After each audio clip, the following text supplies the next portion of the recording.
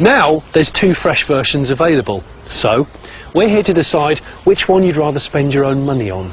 This Land Cruiser is top spec, the LC5, and it costs £47,000. And this flagship spec Discovery HSE is 53,000 quid. First up, a dirty 4x4 game of tug of war to test torque, grip and general hardness. I'm going to take the Discovery because it has 2 more cylinders and more torque, which should mean it tugs harder than the Land Cruiser. But I'm happy taking the Toyota, if only because the United Nations wouldn't dream of crossing a battlefield in anything else. First across the centre line loses. 3, 2, 1, go! Because this has got an intelligent diff control, what that means is Land Rover will decide whether or not it thinks that it needs to lock its diffs. A lock differential is useful when conditions are slippy. It makes the wheels turn at the same speed and gives you more traction. It's telling me I've lost grip, I'm aware of that. With an extra 140 pound-foot of torque and a smarter differential sending it to the wheels, the Discovery edged ahead. I'm now into sliding sideways, which is not good. Okay, stop! Woohoo! I think it was a sort of success. Both of these vehicles may use a 3-litre diesel, but this test illustrates very neatly that the Discovery has more grunt, a lot more power, and the ability to tow half a tonne more than the Toyota. The second test is 4x4 pull rescue, where we've got to save my mate, Inflatable Brian, in the fastest time possible. Oh, face down.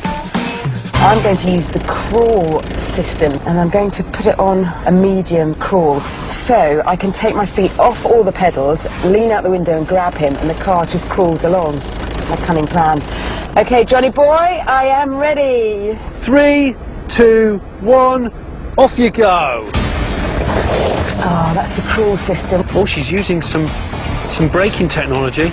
Oh, big bow wave there. Over the bonnet quite significantly, and we don't have snorkels on here, so we don't want to drown the engine. Right, I don't want to go too fast, and he'll go away from me. The exhaust is under the water. Keep the revs up, Vic. Come on, Brian. He's done it.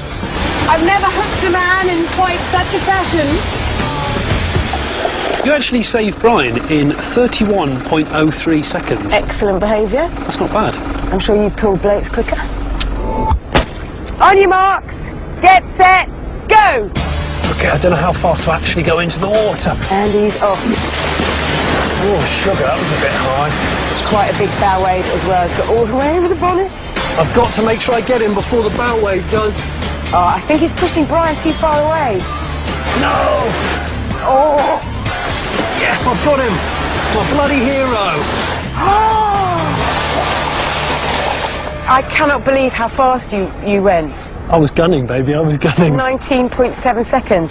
More than 10 seconds quicker. So the moral of the story is, when it comes to off-road, a gung-ho approach will often get the job done quicker than relying on fancy technology. And so to the final challenge. Each car will be timed as it takes on a suspension slaughtering obstacle course. I'll drive both cars to keep it consistent, which means Johnny's in charge of the stopwatch. 3, 2, 1, go. And the slowest start to a race I think I've ever had. But you mustn't rush, not on these big boulders. No, definitely not.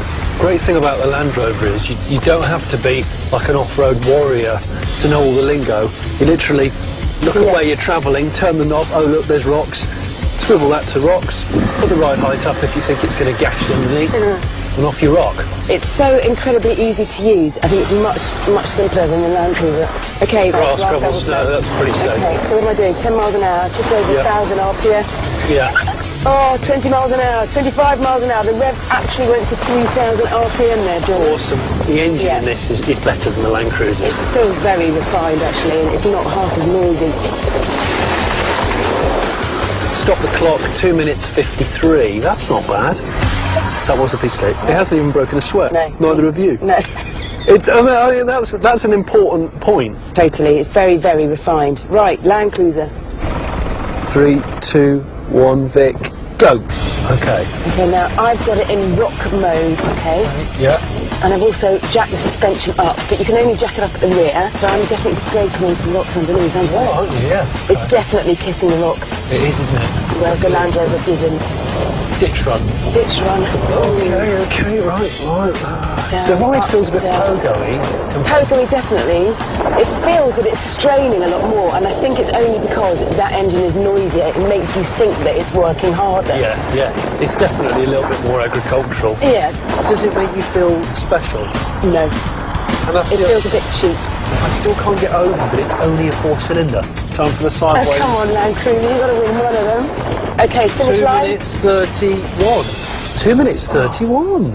Stone the Crows. Which is 22 seconds quicker. I put the Toyota's big winning margin down to one simple fact. The Land Cruiser's utilitarian feel means you're much happier hurling it at obstacles than the Discovery, which feels more like a luxury limousine in comparison. There's not much between their off-road skills, but we prefer the Discovery's refined approach. Right, bring on the Ferrari.